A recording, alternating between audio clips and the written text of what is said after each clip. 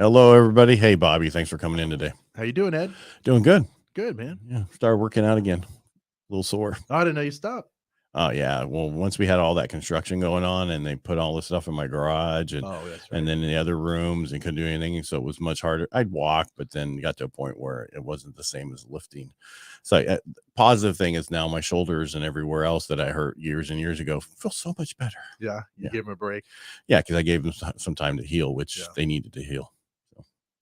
So that's just me. And now when you come back, it's always sore the first couple of weeks, much sore than you normally are.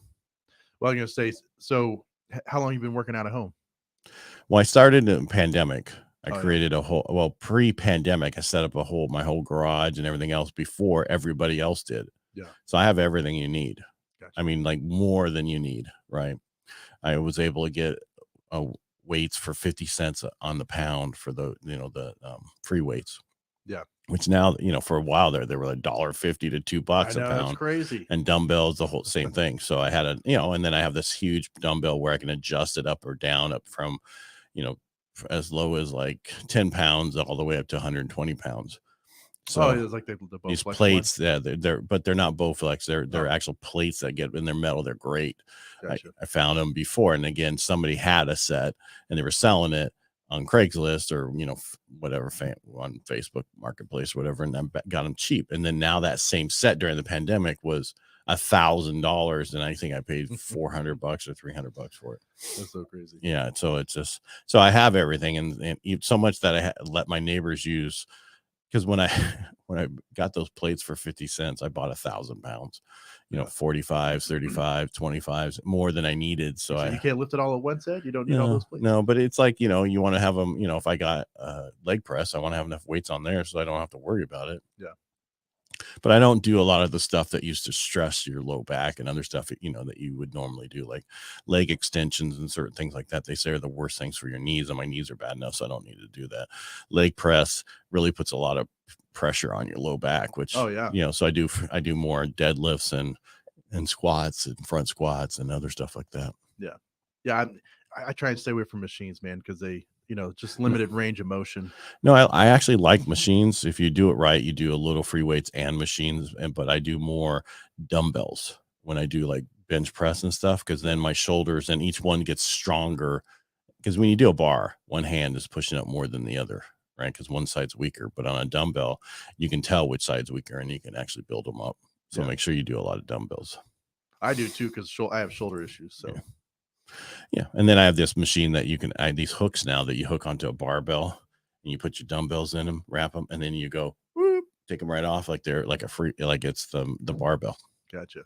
Which is great. Instead of taking them from the floor to your knees, then lean back and do all this extra. This way, it's like benching. It's the best thing I found. Yeah. Yep. Enough about my workout though, because I'm trying not to be fat anymore. Anyway, my biggest thing is my gut. It's where all my food goes. Constant struggle, man. I'm with you. It's one of those things. It's like when you have different levels of clothes. Yeah, this is when I'm 40 pounds overweight. This is when I'm the weight I want to be, which I haven't been there for 3 years. So, I had a pair of pants in my closet. They were 32s. Yeah, I tossed those, man. That's not happening again. Yeah, well, that's not until your kids are gone. I guess, man. Yeah. Who has time to really work out, right? Oh, you can just throw your kids around. That's part of your workout. Yeah. All right. Enough about our personal lives. How's the market? I don't know. I guess you're getting a call right now, huh? I always get calls. I don't put on there like do not disturb, because then it shuts everything off, and then I forget, and then someone says later, I called you a couple times. You did? Oh, yeah, you did. Sorry. Same thing we've been seeing for a while now, which is a lot of pent-up demand with buyers and just not enough inventory. Yeah, and it's not getting any better, because we looked at the numbers and what was sold, what's sold so far for the year. If you figure that out per month and you times that by 12, we're going to only be at like 161,000 homes in California sold this year. Yeah. Well, hopefully, last year was only 250 some thousand. And the year before that was, we normally do 450 some thousand. That's our problem. Yeah. That's what, that's why a lot of people are like, oh, I'm hungry. Well, there's not a lot of refinances for lenders. There's not a lot of purchases for lenders. So it's very difficult. Out of the sales, a third of them are going to be cash. The rest of them are going to be loans. So there's not a lot out there. And so there's a lot of competition between everybody. So the question is, at what point where people just throw their hands up and say, I'm getting out of this industry? Well, and with buyers, right? I'm even get frustrated to say, you know what, I'm going to take a break, let this market kind of settle out, right? So, but it ain't going to settle. No, and that's what I tell people. It's like it's a tough market, but stick with it because it's not going to get any easier. Right. And it's not. It's just you need to be ready, be pre-approved all the way through, fully underwritten, so you're ready to go if you have a loan. I ran into a thing recently where some companies are FHAing their VA buyers to get them in the homes. Is like, stop doing that. VA is way better than FHA. Why would they do that? Just because they don't want to accept a VA offer? Or? They think that the FHA would be easier accepted than a VA. Yeah, because they don't understand the new VA loan as well, right? Not us, but the agents out there don't understand how that VA loan doesn't matter. We can take care of pests ourselves. We can do a short form VA for the pest. There's no reason not to take a VA offer. That offer, it will go through and that person will finalize on that house. That they're not going to cancel just to cancel. They're a vet. Vets don't do that. And vets have the lowest foreclosure rate of any loan out there. It is kind of frustrating that some people don't want to accept VA offers like that, you know. Well, they just don't understand. Yeah, and a simple phone call would save your buyers all that PMI they'd be paying every month. Right. And a VA has no mortgage insurance, right? FHA, you got to put in and so no down payment on VA. You have 3.5% down on FHA, plus you have a monthly 0.55 mortgage insurance. The VA itself is about $200 and some cheaper than a VA loan per month. Yeah. Why would you do that? Just to get their offer accepted? No. Call that listing agent. Do you understand the difference in the VA loan? My offer is being sent to you. I'm sorry, but I got 14 other offers, so most of them are cash. It doesn't matter. Yeah. I get it. This market is a little different, but you shouldn't not take a VA loan because you don't think it's an easy loan. I heard that somebody was knocking it a while back. Oh, don't take that. It's a very difficult to do VA. No, it's not. No. You're wrong. You're being prejudiced. Technically they are. It's not racist, but prejudiced. Yeah. Those people signed on the line, or I should say we did, for the right. That's our down payment. The fact that we signed on the line to protect this country. That's our down payment. So if you don't understand that. When I think people that are veterans as well, they'd be real quick to accept a VA offer, right? Because they understand the sacrifice that service members put in, but other people just see it as an impediment or it's going to cost them more money. And the truth of the matter is that inspections are inspections, right? Most buyers aren't going to say, you know what, there's $3,000 in pest work, but whatever, let's just go and close and I'll fix this house. Most people are going to ask for that. Right. Or then the seller in this market will come back and say, no, well, guess what? On a VA, we can do a short form and it goes away. On FHA, it doesn't. Yeah. It's still there, but you don't have to have the pest done. You don't have to have a pest report done on a conventional, but you still need to have it done just so you know the issues that are there. Yeah. Right. Yeah. So the difference is, yes, we have to have a pest done. Doesn't mean you have to take care of it. It just means we have to have it done. Well, and a lot of times what they're going to find, you have to keep in mind that these pest inspection companies, they come out and do the inspection for $125 because they're hoping to find a couple $1,000 in work. Right? It's a loss leader to them. It is. And most people don't. A loss leader is what grocery stores do when they have cans of peas on sale for 10 cents and they get you in the store and they upsell you on everything else. That's what a loss leader is. Just an example. So. Yeah. Well, and honestly, that's what, except for like the home inspection company that I use, he doesn't estimate any kind of work, things like that.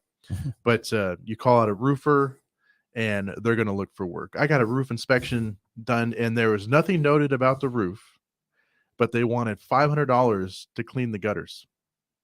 That was the recommendation. I was like, that's just gouging. That's just looking for work. Like, roof's in great shape. It's only 10 years old. $500 to clean the gutters. Are you kidding me?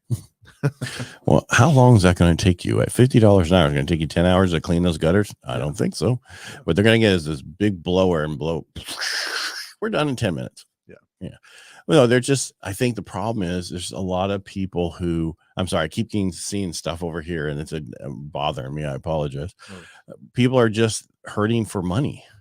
What I mean by that is there's less houses selling, less people doing inspections, less people doing this, and there's same thing. There's the same amount of inspection companies, same amount of roofing companies, and they all need work. yeah. Right. And so they're trying to find it anywhere they can. And a lot of places will go, oh, I should have my gutters done. Yes, you should, but not for $500. Yeah.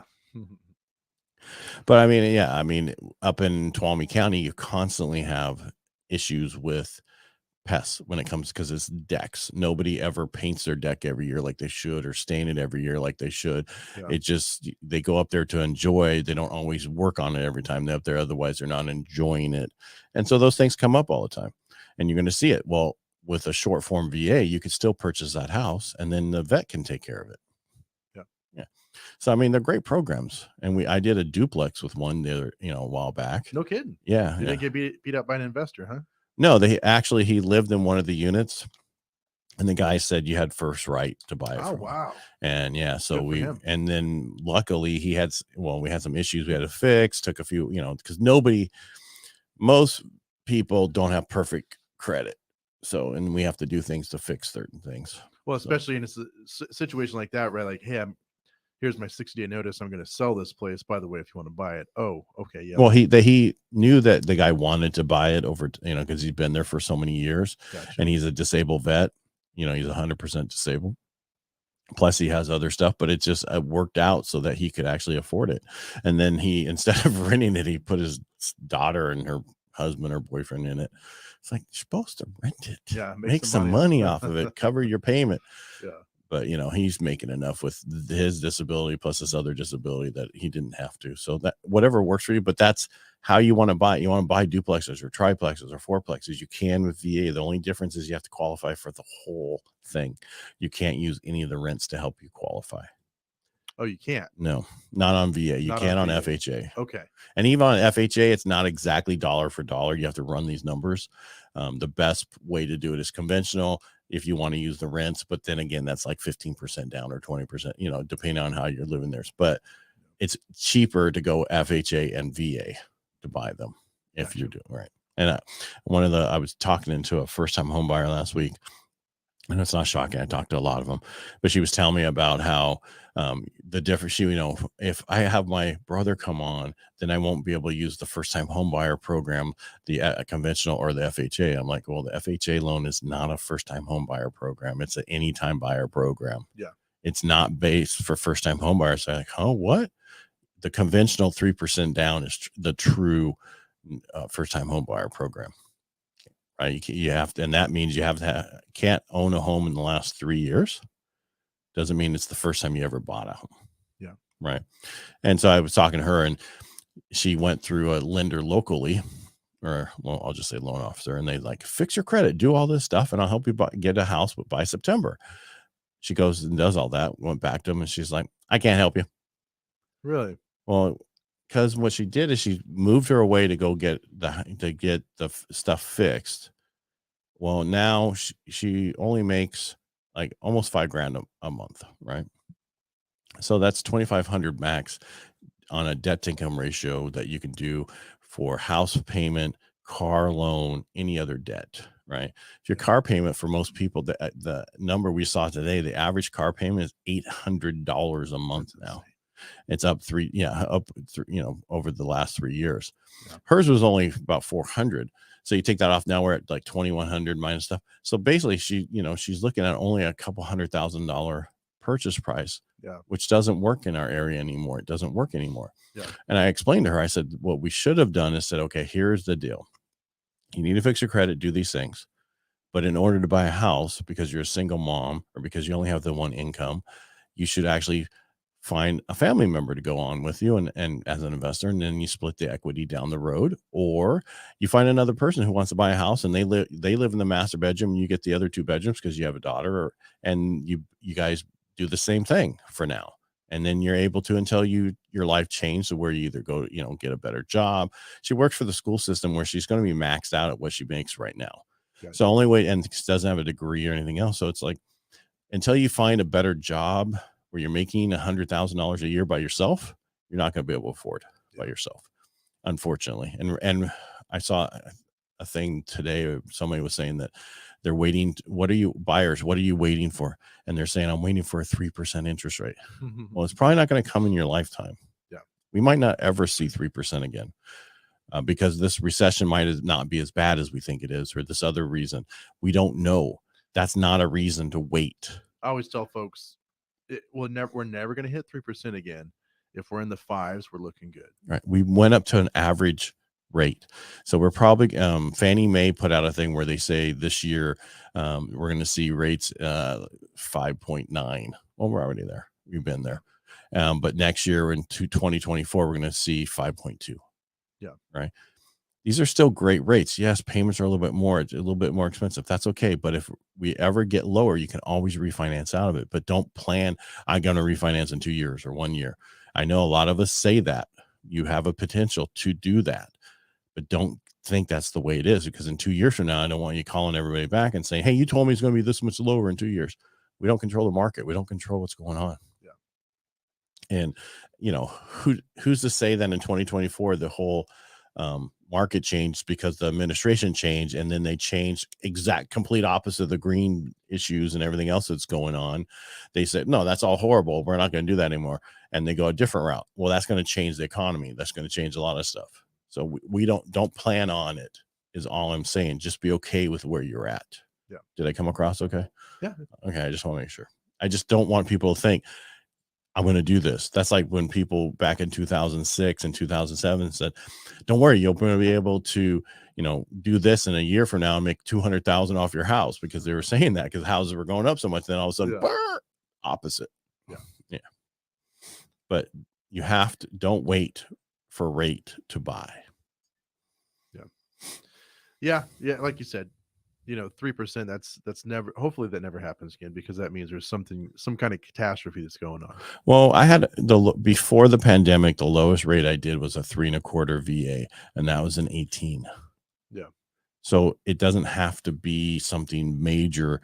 It just has to be some type of recession we're coming out of, or some reason we're trying to do certain things. Gotcha. That's what we have to look at. We're going to hit a recession. The question is, where are we economy wise? Yes, we're going to a little bit higher. They want the job rate to go up from 3.5 a little bit higher. They're talking like 4%. That means we're still going to have 5 million jobs available, 6 million jobs available out there. There's no time in history that there's these jobs supposedly available that we've ever had before. And I said supposedly because I'm hearing rumors that some of them don't exist. Yeah, they're there, but the company's never going to replace it. Yeah. And I see, and with the way the California is with W-2 workers and everything they're pushing and what we have to do and this and that, there's so many companies moving out of the state and going other places because of it. I'm not just talking California, we're talking New York and other places that have the same thing. Companies in California are going, you know what, I'm doing people from other countries or other places, then pay them contract instead of having the actual workers here because of what is required by the state. Yeah.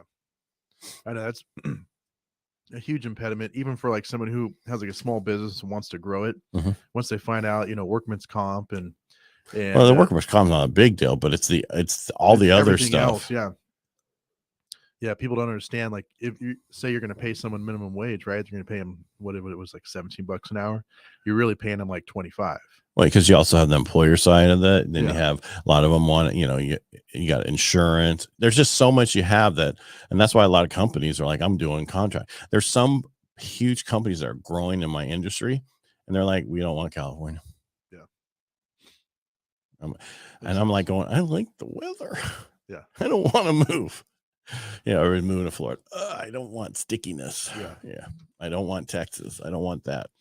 So some of us are fine, but I just hope that things will change in the next year or two with our politics in California. Let's make it warm in the middle, please. Yeah, I'd be cool with that. Yeah, let's just get in the middle. I don't care if you're Democrat or Republican. Let's just get back in the middle and away from all this left-sided stuff or right-sided stuff. All right. I don't know if we talked about real estate today, but I don't know. Did we at some point? Yeah. Yeah, we did. All right. Well, thanks for being here, Bobby. All right. Thanks, Ed. And thank you for watching and thank you for being here. All right. Make it a great day.